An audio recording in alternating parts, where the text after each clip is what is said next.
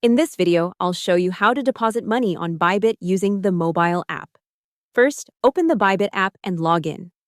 On the bottom menu, tap Assets. Here you'll see your different wallets like Spot, Funding, and Derivatives. To deposit, tap Deposit or open Spot and tap Deposit at the top. Now choose what you want to deposit. If you already have crypto on another wallet or exchange, tap Crypto, then select the coin you want, for example, USDT, BTC, or ETH. Choose the network, like TRC20, ERC20, or BTC. Then you'll see your Bybit deposit address and a QR code. Copy this address and use it on your other wallet or exchange as the withdrawal/recipient address. If you want to deposit with fiat, local currency instead, go back and choose Deposit Fiat or Buy Crypto, depending on your region. Select your currency, pick a method like bank transfer, card, or P2P, enter the amount, and follow the on-screen instructions to complete the payment.